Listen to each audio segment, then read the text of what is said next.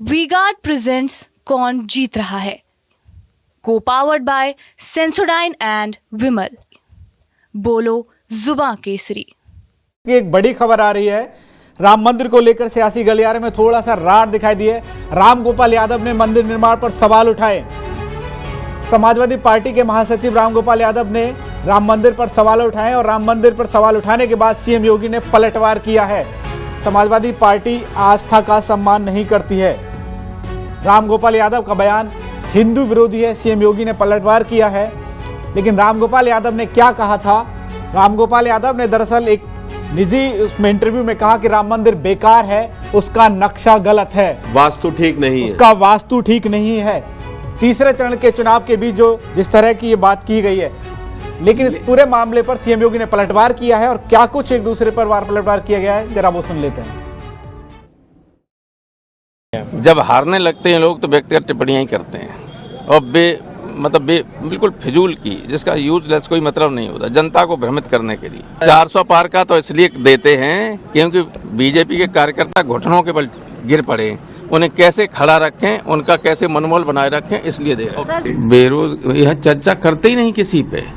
ये चर्चा करेंगे परिवारवाद, ये चर्चा करेंगे मंदिर, मुसलमान, हिंदू, फला ढेका, न बेरोजगारी पे बात करेंगे, न अर्थव्यवस्था पे बात करेंगे, कुछ नहीं करते हैं। किसी तरह की कोई चर्चा करते ही नहीं। आप देख रहे होंगे बेरोजगारी का आलम यह है कि अभी अच्छा दूसरे ये उत्तर प्रदेश में हालत ये हो गई है कि ये तो उत्तर प्रदेश हो, अबे नीट का पर्चा लीक हो गया, यहाँ हर पर्चा लीक होता है। कोई गवर्नमेंट नौकरी देनी ही नहीं चाहती है। लोगों का ऐसा कहना है कि सरकार ही पर्चा लीक करा देती है ताकि किसी को नौकरी न देनी पड़े। ये लोग आज भी जो राम गोपाल यादव कह रहे हैं अयोध्या में श्री राम मंदिर के लिए, इस सनातन आस्था के साथ खिलवाड़ है, कोटि कोटि राम भक्तों का अपमान है। और जिन लोगों ने अपना पूरा जीवन राम मंदिर के लिए समर्पित किया है, उन सब की आस्था पर कुठाराघात है। भारत का समाज इसको कतई स्वीकार नहीं कर सकता। कोई चिढ़ाने वाला है, ये केवल तुष्टीकरण की नीति पर चल करके अपने वोट बैंक को बचाए रखने की कवायद उनके द्वारा की जा रही है और इनकी वास्तविकता इस प्रकार के बयानों से साफ आ रही है। तो देखा, राम मंदिर के मामले पर एक घमासान होता हुआ दिख रहा है। जिस मामले से अखिलेश यादव बच रहे थे, पास भी लगातार यही बात हो रही थी कि ये एक बड़ी विवादित टिप्पणी है। तभी मैंने खालिद रियाज से पूछा कि खालिद कुछ है, देखा जमीन पे वोट कहां पड़ रहा है, वोट नहीं निकल रहा है। और वो बाइट क्योंकि निजी इंटरव्यू की थी जैसा आपने बताया, लेकिन उनको तो एक मौका मिल गया भाजपा को, तुरंत ही सनातन और सब याद दिला दिया गया। देखा ही आपने।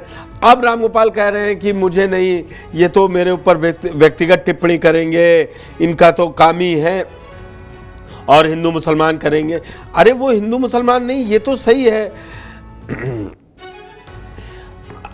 ये मतलब कुल मिला के आप फिर जगह अगर आप नहीं लाना चाहते हिंदू मुसलमान, तो फिर आपको अभी भी चुनाव में तीसरे दौर के चुनाव के समय आप क्या वोट पड़ना था, आप वोट डालने जा रहे थे सिर्फ, आपको क्या जरूरत थी ये सब कहने की कि राम मंदिर बेकार है? आप आस्था का सम्मान तो हर किसी को करना पड़ेगा, वो किसी की भी हो।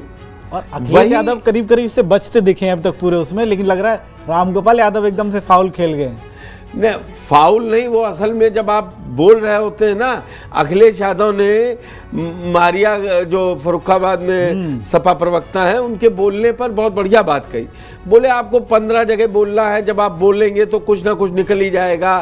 फिर वो समझाते रहे वोट जिहाद क्या नहीं है, और उसका इधर वोट जिहाद बोला नहीं, दोपहर शाम दूसरे दिन प्रधानमंत्री मोदी की सुबह की रैली में वोट जिहाद का मसला था। अब क्या है, यही जो नैरेटिव परसेप्शन का सारा खेल जो होता है ना, सारा खेल बिल्डअप होता है वहां से।